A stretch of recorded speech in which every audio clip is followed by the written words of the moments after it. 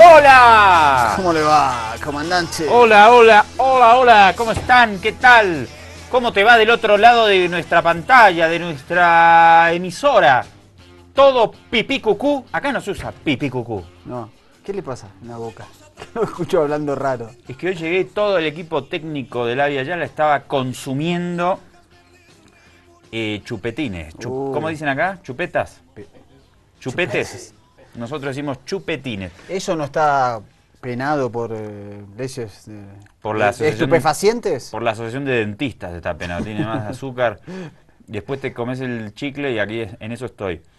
Usted sabe que cuando yo tenía, le voy a decir exactamente, 11 años.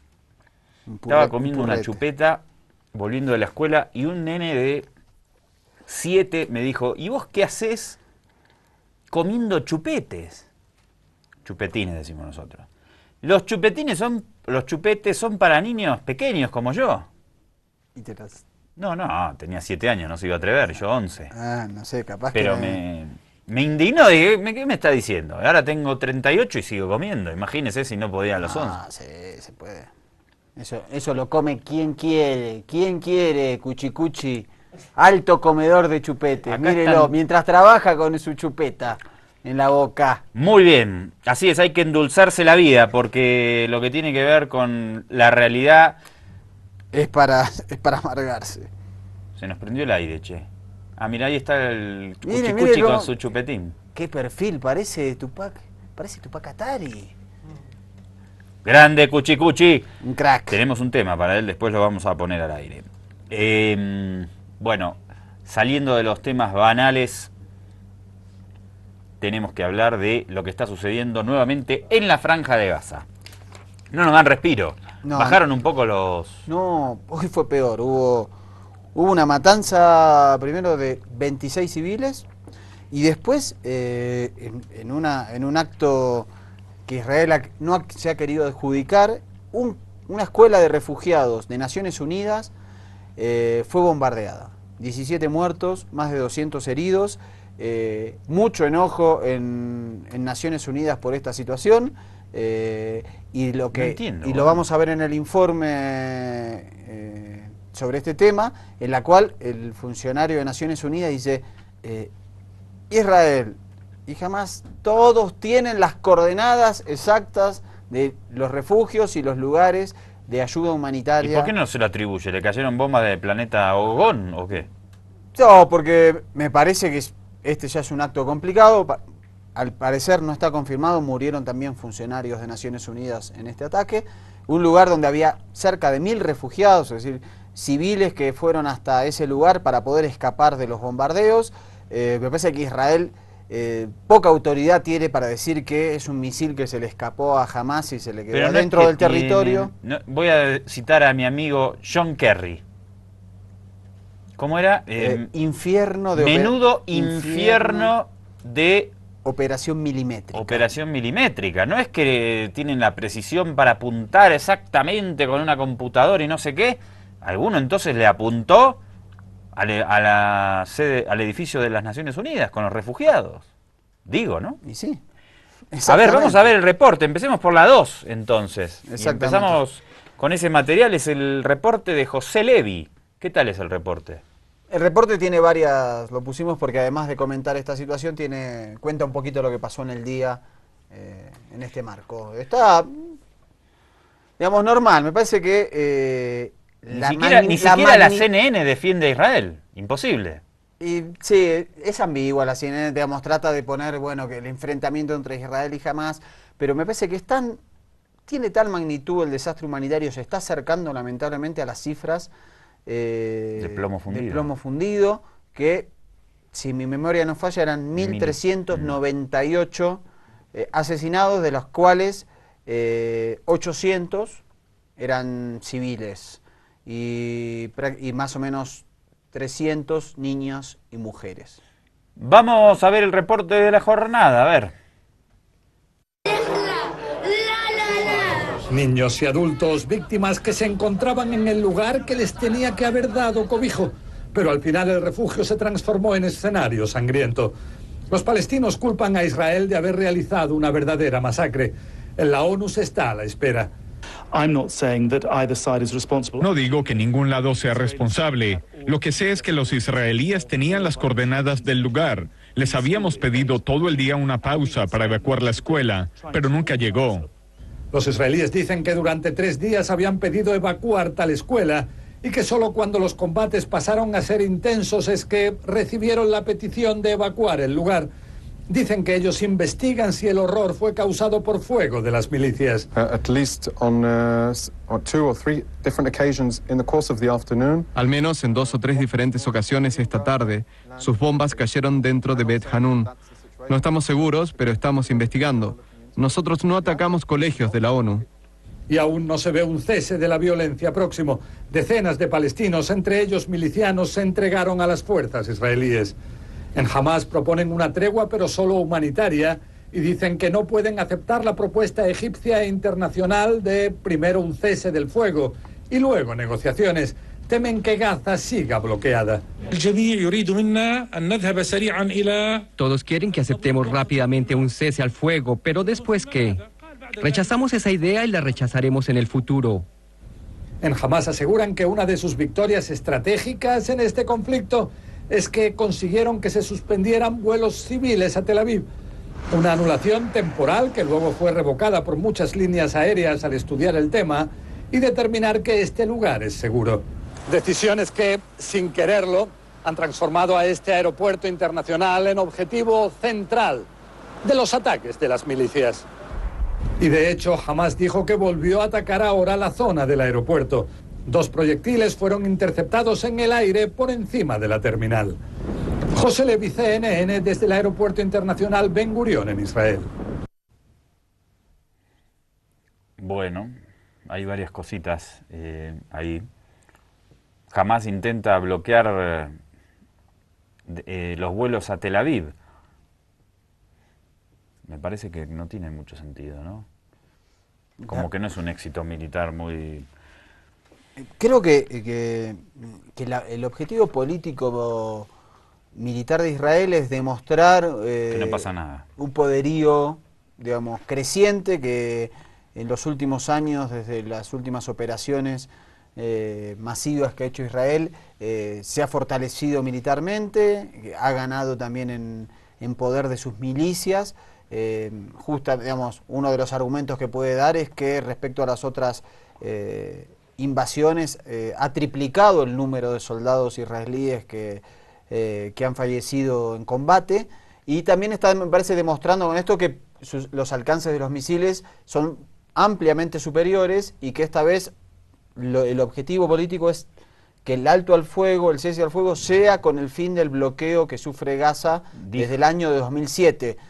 Pero yo coincido con usted que, digamos, es una demostración de fuerza que militarmente no tiene sentido, demuestra, digamos, una frialdad no solo con los civiles de Israel, sino con quienes utilizan, en este caso, un aeropuerto internacional. Y me parece que sería bueno un gesto en ese sentido, porque además los misiles esos no llegan por la cúpula de hierro. Pero el periodista dijo que 2 misiles fueron interceptados en las cercanías Claro, por esta cúpula. Claro, pero yo te digo una cosa, vos despegás de ahí y estás todo bien con la cúpula. Pero si no te mata el misil de Hamás, te mata la cúpula de... O sea, bastante frágil la situación. Deberíamos analizar la estrategia militar de Hamás. El otro día lo hacíamos fuera del aire. Ahora a ver si nos dedicamos un minutito a eso.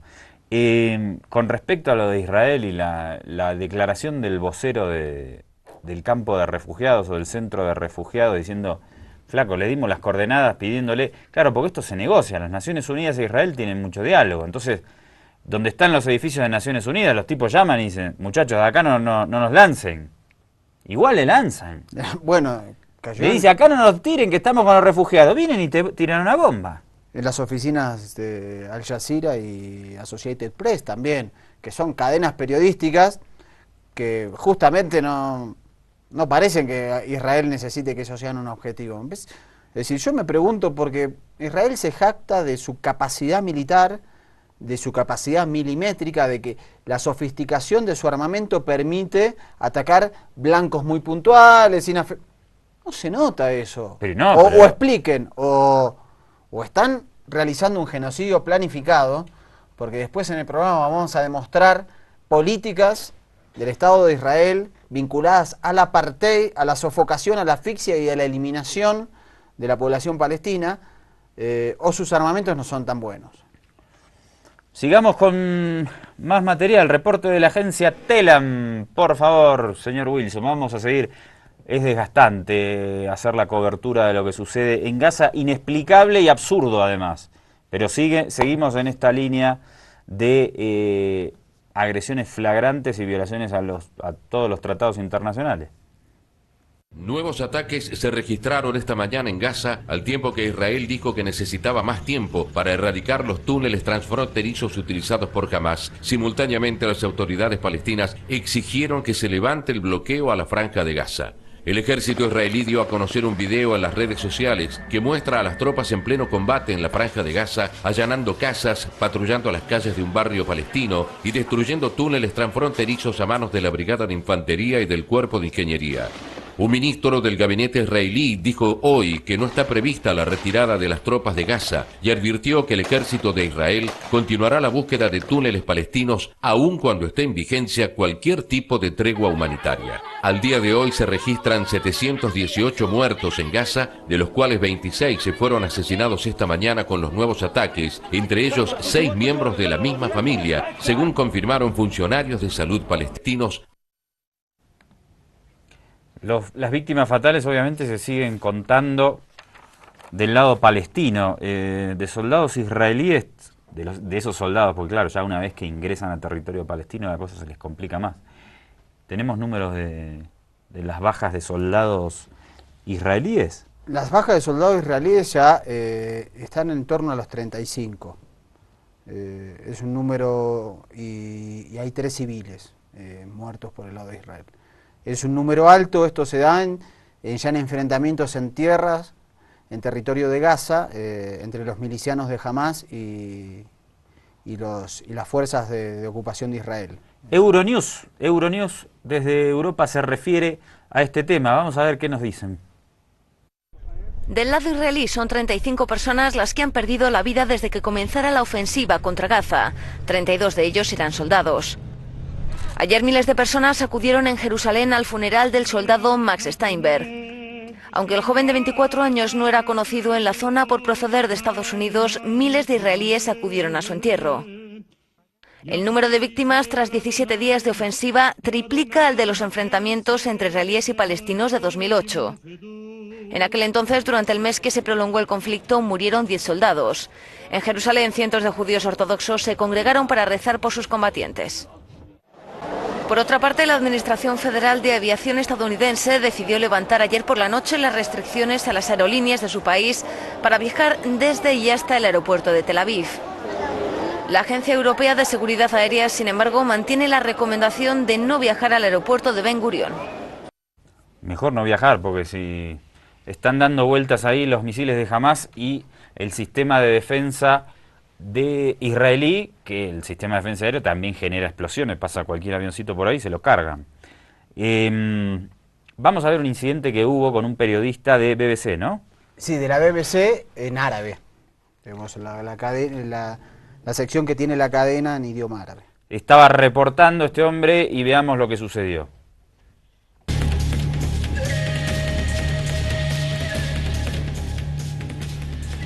الدراعات الإسرائيلية لا تزال تقصف منذ منتصف ليلة أمس.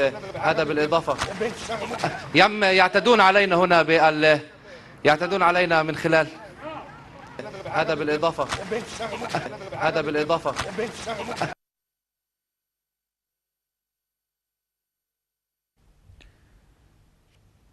No está fácil la cobertura. El otro día ya en emisiones anteriores compartíamos un reporte de una corresponsal de la CNN. De la CNN, que estaba en una colina desde donde los ciudadanos israelíes se acercaban a ver los bombardeos y a festejar y aplaudir cuando caían las bombas en la franja de Gaza, y a la señora le dijeron: cuidado con lo que vayas a decir porque si no vamos a destrozarte el auto. El tema de reproducir esta masacre cuando se está cerca de quienes son los victimarios, obviamente que no es para nada simple. Y del otro lado tampoco, porque en cualquier momento te cae una bomba y te matan. Creo que si uno hace un paneo por todas las cadenas de televisión y también las agencias de noticias, incluidas las que suelen estar generalmente más cerca del calor del poder, podemos observar que los corresponsales de guerra están haciendo una tarea denodada muy cerca de las zonas de guerra o en las propias zonas bombardeadas, contando realmente lo que sucede, y eso es muy saludable, digamos, que las cadenas, digamos, los propios corresponsales puedan estar por encima de las propias posiciones ideológicas de las cadenas de televisión. Creo que uno de los casos más elocuentes es el de Ayman Mohyeldin, de la cadena NBC de los Estados Unidos, quien, si uno y los televidentes y quienes nos escuchan lo pueden hacer, lo pueden seguir tanto en Facebook o en Twitter o en Instagram, porque sube constantemente fotos y con comentarios sobre la situación en la Franja de Gaza. Vamos, si puede ser posible, Wilson, con la nota número 1, la columna de nuestro querido Lord Anthony. Vamos con él.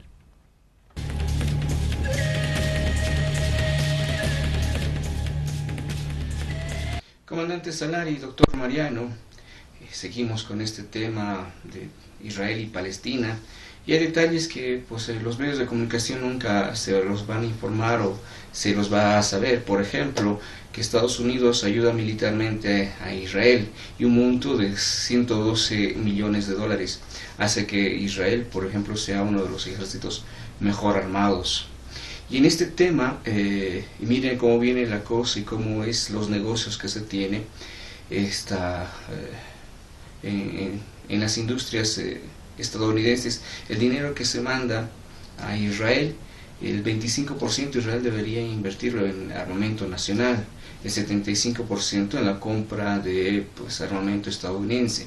Es decir, de Estados Unidos sale el dinero hacia Israel y de Israel vuelve ese dinero a Estados Unidos, y las corporaciones militares son las que más se benefician.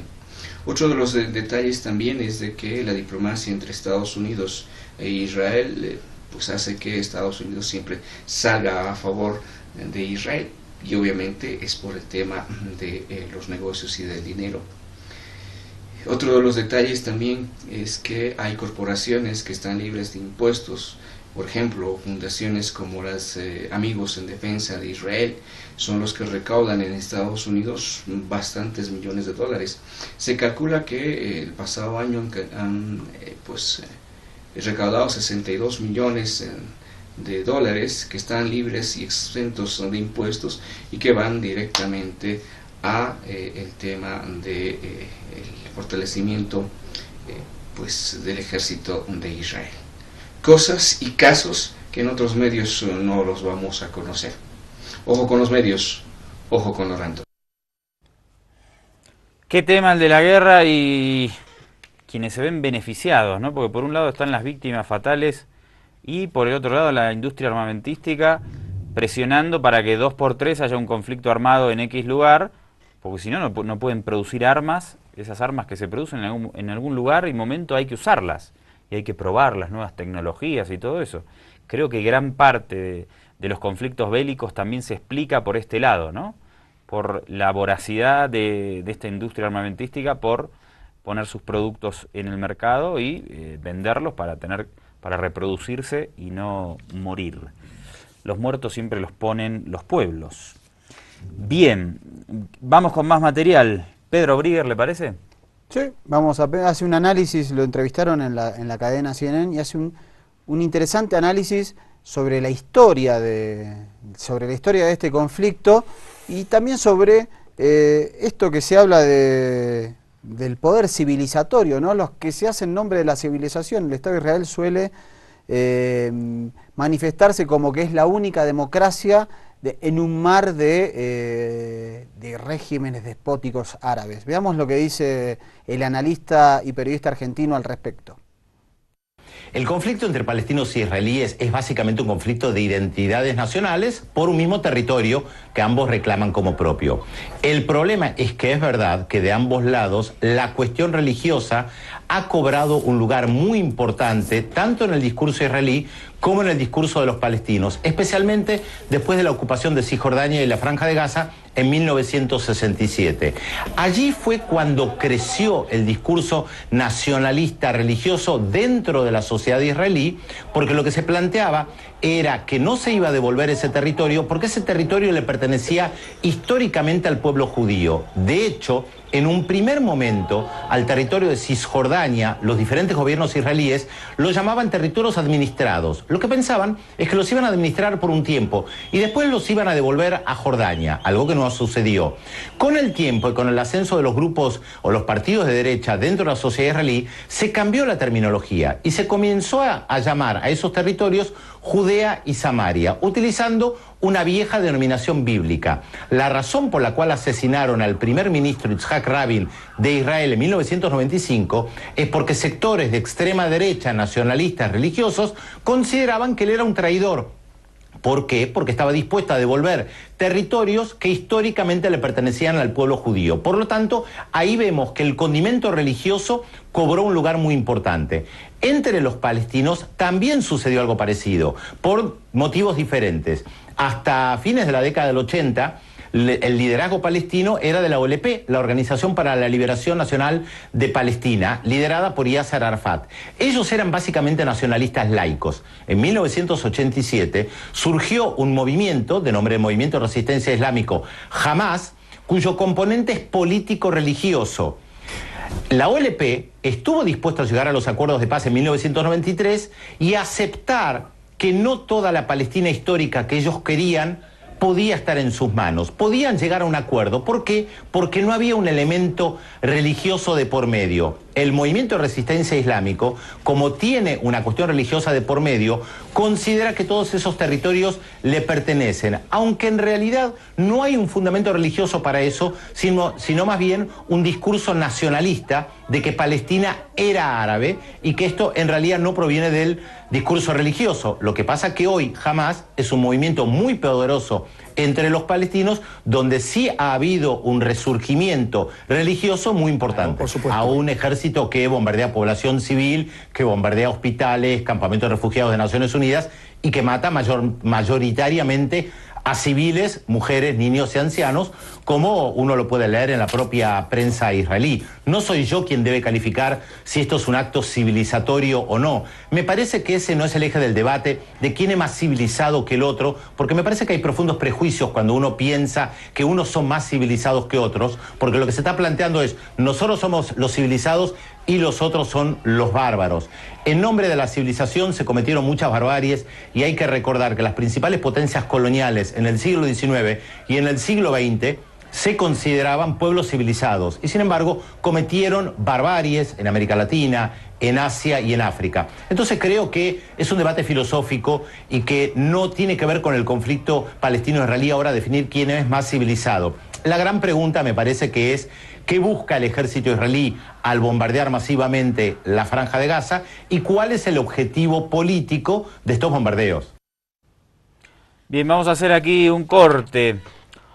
Esto es Ojo con los Medios. Regresamos en unos minutitos. Nada más, no te vayas.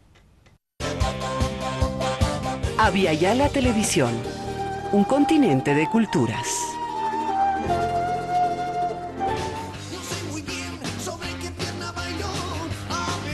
Doctor, antes de seguir con el material informativo, comentábamos hace ratito sobre la estrategia militar de Hamas, el otro día lo hablábamos fuera del aire. ¿Qué podemos decir sobre la estrategia, sobre esto? Porque, decíamos, Hamas lanza decenas de misiles contra Israel, generalmente son interceptados y no generan ningún daño. Y luego viene Israel y te arrasa. Entonces, decíamos, ¿es una estrategia equivocada de Hamas? Es complejo, ¿no? Pero como para criticar también un poco a Hamas. Yo creo que... Digo, porque yo soy Hamas y sé que te lanzo y vos me vas a venir y me vas a arrasar. Entonces, como decir, por lo menos hace daño, si no... Sí. Estamos hablando en términos de estrategia militar, ¿no? cuando hablamos de estrategia militar entendemos que si yo lanzo, soy una organización militar y lanzo 500 misiles, tiene que hacer un daño. El otro día veía, hace unas 2 semanas, un documental en la cual se trataba la visión de sectores muy duros de Israel en su momento, pero que terminaron participando en los procesos de paz, que eran partes de la policía, parte del ejército, de los servicios de inteligencia, y terminaron participando en los años 90 en los intentos de acuerdos de paz, que fueron los más cerca que estuvo Israel y Palestina.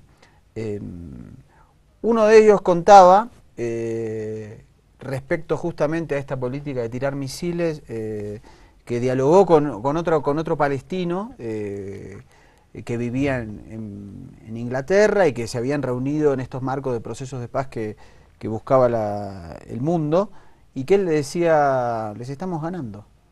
Le decía el palestino, me dice, ¿cómo puedes decir que nos estás ganando si cada vez la están pasando peor? Nos tienen miedo, le hemos logrado sembrar el miedo.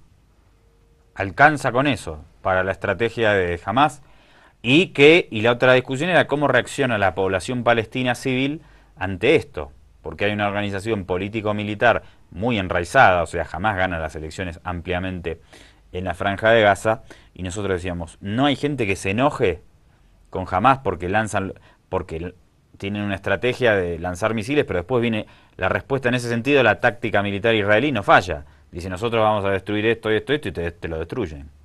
Sí, yo creo que no, que evidentemente la población palestina está acostumbrada a esto, reconoce cuál es el Estado ocupante, el Estado que lo cercena y que lo bloquea en una franja muy pequeña de territorio. Y me parece que el movimiento político-militar jamás no pierde su capacidad de representación dentro del pueblo de Gaza. Recuerden ustedes, es tan fuerte lo que claro, sucede. Que el movimiento de resistencia islámico Hamás es una organización política militar, pero podríamos decir que es mucho más fuerte políticamente, tienen una enorme labor social, son gobierno, ganan las elecciones en la Franja de Gaza y son consideradas una organización terrorista por Israel, por Estados Unidos y por las potencias europeas.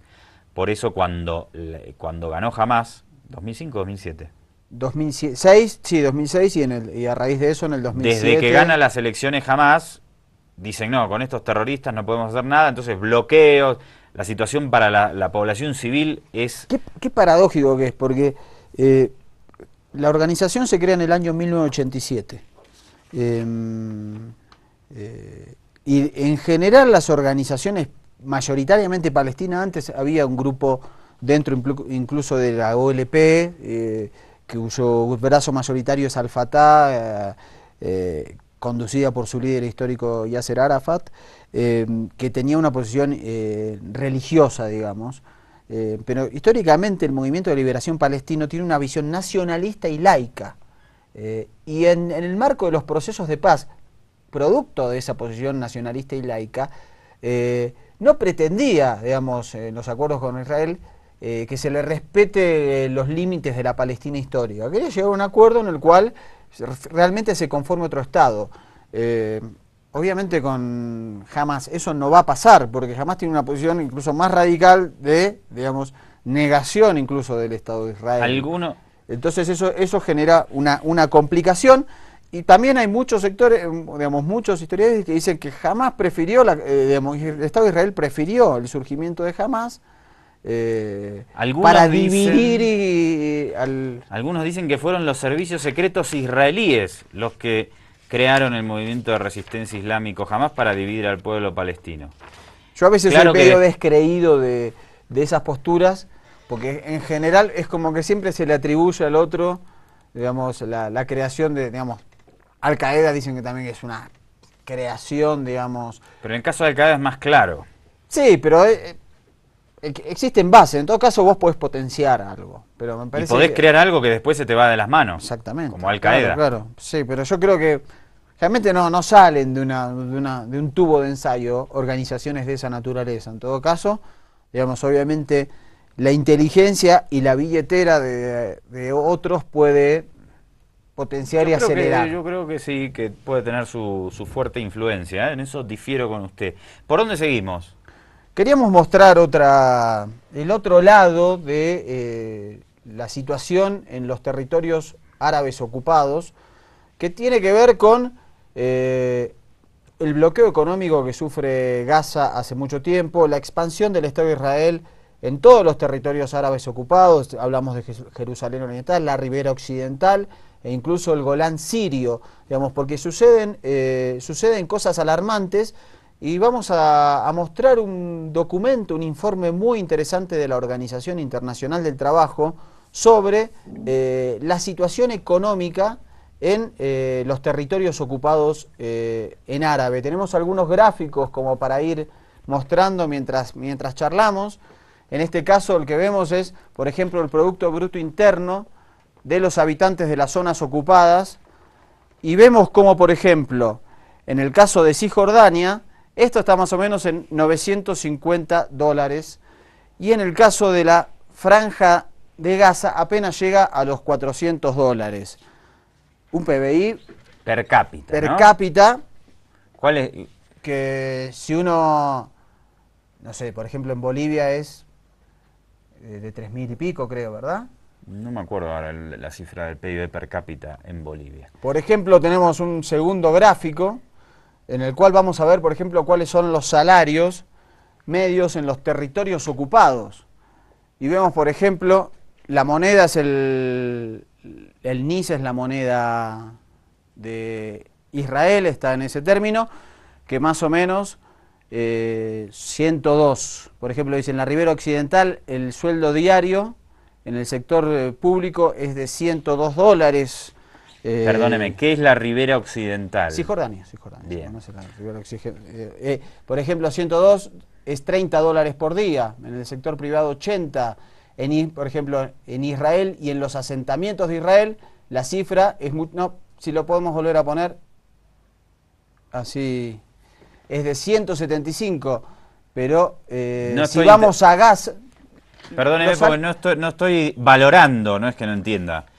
Si valoremos la cifra. La cifra es, se gana casi el doble en Israel y los asentamientos que en la en Israel un ciudadano gana $175, se calcula por... NIS, eso es un poco menos. Bueno, dólares es una tercera parte. Por 175 ejemplo, sería $50. Por día. Sí. El mismo ciudadano en la Franja de Gaza... Gana 80. 82 en el sector público y 43 en el sector privado, es decir, estamos hablando 4 veces menos. Bueno, a ver, sigamos. Ahora sí podemos volver. ¿Y con qué seguimos?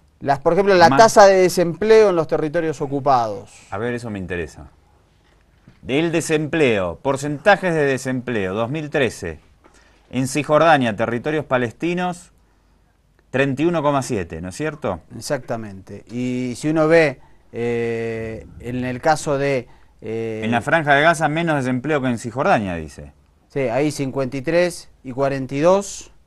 Y lo que cambia, por ejemplo, mucho es en el desempleo juvenil. En Cisjordania el desempleo juvenil es del 30% y en Gaza es de 52% casi. O sea, la mitad de los jóvenes de la Franja de Gaza no tienen trabajo. Igualmente, lo mismo pasa en España. Fíjese en las mujeres. El 86,3% de las mujeres jóvenes son, ¿no? Sí, mujeres jóvenes. De las mujeres jóvenes de la Franja de Gaza no tienen trabajo. Exactamente. O sea, ninguna tiene trabajo. Y en el caso de los varones se asciende a 50 y pico.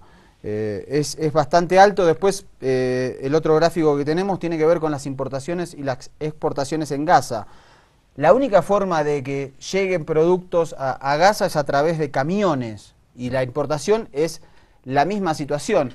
Mire, las importaciones a Gaza en camiones, ¿cómo bajaron? En enero del 2013 entraban 6.000 camiones, en junio del 2013 un poquito más, 6.200.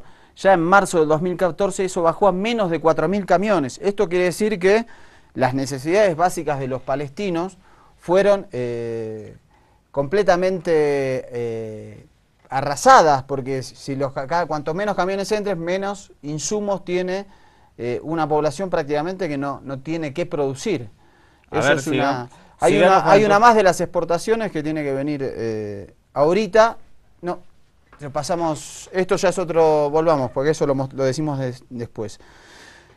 Importaciones, exportaciones, asentamientos ilegales en Cisjordania. Bueno, en el caso de las exportaciones, en un momento había muchísimos camiones que podían exportar cuestiones de fresas y algunas cuestiones. Con el bloqueo, esto bajó a casi cero. O sea que es una demostración también de que no hay casi contacto con el exterior. De hecho, Israel impone desde el bloqueo la imposibilidad de que ciudadanos de Gaza puedan trasladarse a Cisjordania, es decir, puedan ir a un territorio que está palestino, que está un poco mejor. De hecho, hay 20.000 ciudadanos gazatíes que vivieron en Cisjordania durante muchísimos años y no les está permitido que puedan volver a radicarse allí.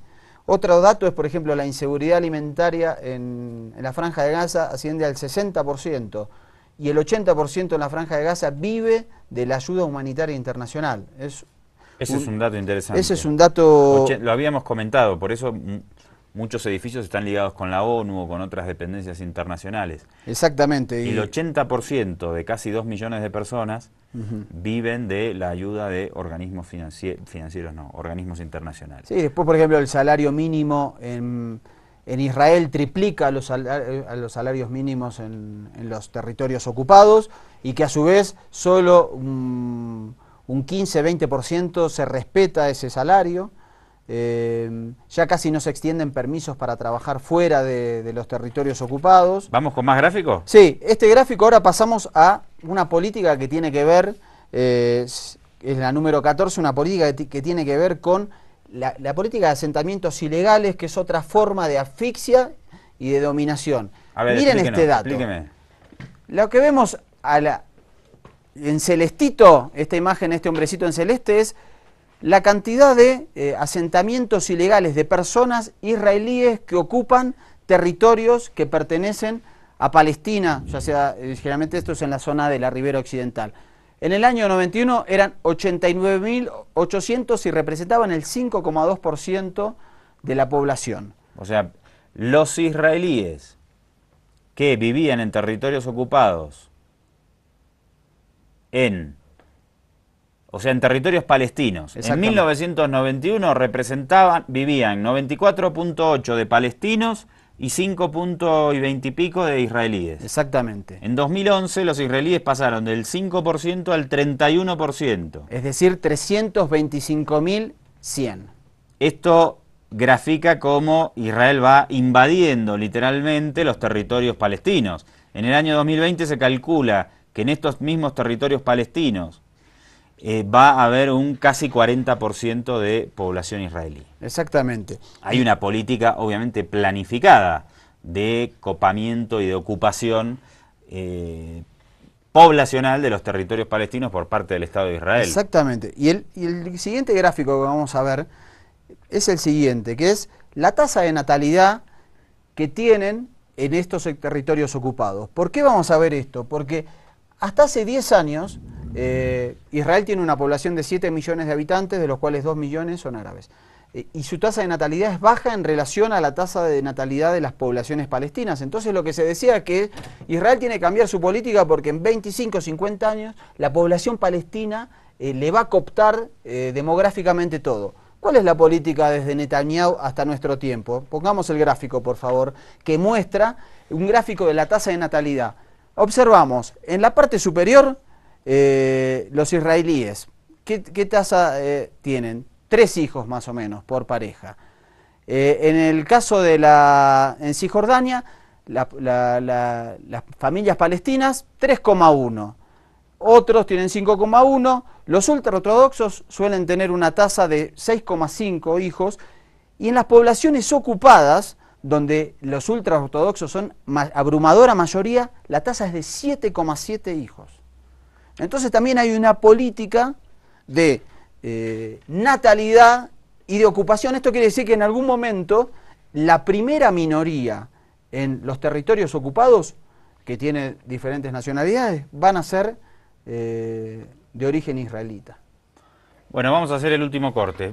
Póngame un segundo, Wilson, el mapa, porque ya solo con ver el mapa de Israel, ese mismo que está ahí, Fíjese, ahí está en gris el territorio israelí, en rojo en rojito morado Cisjordania, y un poquito más oscurito, esa franja chiquitita que se ve a la izquierda es la franja de Gaza, justamente.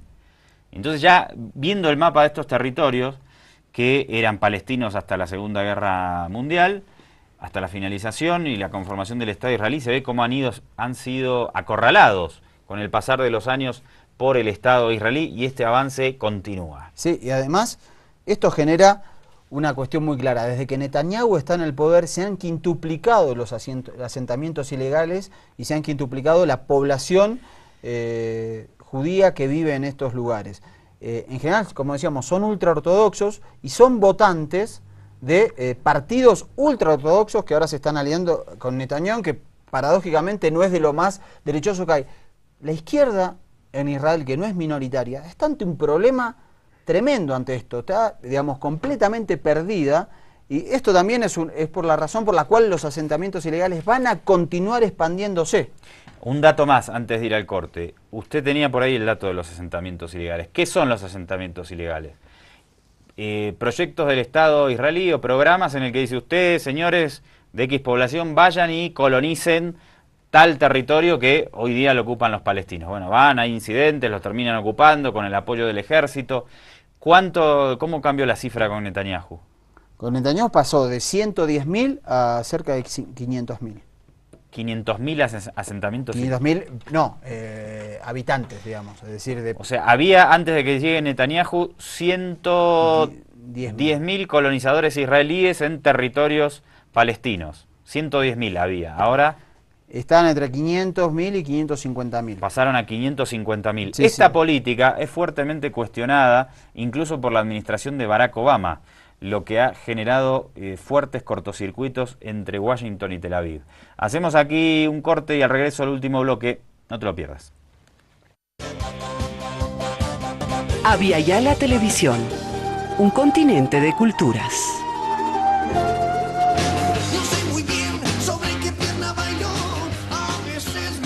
Último bloque, vamos a ver algunas notitas si nos da chance de los efectos de este bloqueo israelí contra la ciudadanía gazatí. A ver. La Franja de Gaza entra en el 8º año de bloqueo, un bloqueo impuesto por el régimen israelí tras la subida al poder de Hamas, pero que es ante y sobre todo un castigo colectivo contra más de 1.700.000 personas que sobreviven día a día en la asediada franja. 8 años después, las consecuencias son desastrosas en el plano económico, social y de salud. El bloqueo israelí ha afectado a cada uno de los derechos humanos de la población gazatí. Sectores importantes como la salud y la economía han sido afectados. La pobreza y el desempleo han llegado a niveles sin precedentes. También la inseguridad alimentaria. Nos enfrentamos a innumerables casos de anemia y mala nutrición. El 65% de las familias de la franja sufre inseguridad alimentaria. Los refugiados palestinos, que conforman el 70% de la población, es el colectivo más vulnerable. Pero en los últimos años el incremento del paro ha hecho que un número significativo de familias palestinas originarias de Gaza hayan entrado en la extrema pobreza. Nadie en la familia trabaja. A veces uno de mis hijos se encuentra un trabajo temporal, pero esto no ayuda. Lo peor es que no somos refugiados y no recibimos ningún tipo de ayuda. Antes vivíamos bien y yo ganaba bastante con mi trabajo de albañil, pero ahora no tengo trabajo y con este bloqueo tampoco puedo encontrarlo. Es muy difícil incluso traer comida para la casa. El bloqueo nos ha arruinado la vida. Pero bloqueo significa también encierro. El encierro en la cárcel al aire libre más grande del mundo. En la franja todas las salidas están selladas y se abren para casos humanitarios unas pocas veces al mes. El bloqueo israelí lleva 8 años destruyendo la vida social y familiar de cientos de personas. Los pasos están cerrados. El paso más práctico, Erez, está prohibido para los que somos de Gaza. El paso de Rafah está casi siempre cerrado. Desde hace más de 2 meses estoy intentando viajar para visitar a mi familia. La última vez que los vi fue hace 3 años. Los palestinos de la franja se preguntan, ¿por qué Israel continúa imponiendo este duro bloqueo si jamás se ha dejado el poder en manos del gobierno de unidad palestino? Musab Bashir, Eastman TV, Franja de Gaza. Bueno. Sabe que luego del también aquel ataque de 2012 contra la Franja de Gaza, luego se firmaron en el cese al fuego se firmaron unos acuerdos. Uno de los acuerdos remitía, y que se terminó de sellar en julio del 2013, hace un año, que se tenían que cerrar los túneles que había de Egipto hacia la Franja de Gaza, que era en general por donde pasaba todo el comercio ilegal que permitía la supervivencia de la Franja de Gaza. Efectivamente se cerró el túnel, que Egipto lo hizo, más ahora con las diferencias políticas que tiene con Gaza, con quien gobierna Gaza, y Israel tenía que atenuar su bloqueo. Bueno, eso fue cerrado y jamás se atenuó el bloqueo. Y otro de los acuerdos del cese al fuego, porque ahora Israel se horroriza porque jamás hizo un gobierno de unidad con la Autoridad Nacional Palestina, era justamente ese, la unificación en un solo gobierno. Bueno, y obviamente cuando se maltrata así a un pueblo, obviamente que las posturas radicales se van a acentuar, indefectiblemente. Es un círculo vicioso. Cerramos aquí Ojo con los Medios y lo hacemos con la nota que sigue, que también habla de lo mismo y también es de Hispan TV. Un gusto acompañarnos y esperemos reencontrarnos en la próxima. Chao, doctor. Comandante. Hasta la próxima. Hasta la próxima.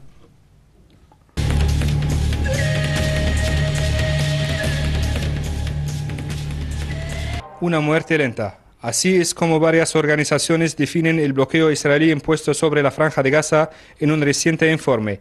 Aseguran que el castigo colectivo sobre Gaza ha alcanzado una etapa crítica. La Franja de Gaza se dirige a una catástrofe humanitaria si este bloqueo sigue en vigor. En esta fase tenemos escasez de materiales esenciales como el combustible, materiales de construcción. Hay servicios básicos afectados, como el sector de gestión del agua, de las aguas residuales. El informe presentado este mes de septiembre recoge los aspectos de la vida diaria que más han sido afectados por el bloqueo israelí que dio comienzo en 2007. Recuerda además que Israel está violando la prohibición absoluta de castigo colectivo recogida en la ley humanitaria internacional. Los ciudadanos civiles palestinos son los más afectados, así como todos los sectores que mantienen la vida diaria de los civiles palestinos, sector de salud, sector productivo, así como todos los sectores de servicios. En sus primeras páginas, el informe nos recuerda las palabras del ex primer ministro israelí Ehud Olmert, quien declaró en 2010 que Israel no permitiría la apertura de los pasos fronterizos de la Franja de Gaza en la medida en que les ayude a traer de vuelta a la vida un ritmo completamente normal. Tenemos que estar seguros de que el bloqueo impuesto sobre la Franja de Gaza es una responsabilidad completamente de Israel. Israel es también responsable de sus consecuencias, sabiendo que Estados Unidos y los países del oeste de Europa apoyan a Israel. Organizaciones de derechos humanos consideran el estado de muerte lenta de los habitantes de la cárcel al aire libre más grande del mundo una mancha en la cara de la humanidad. Musab Bashir, Hispan TV, Franja de Gaza.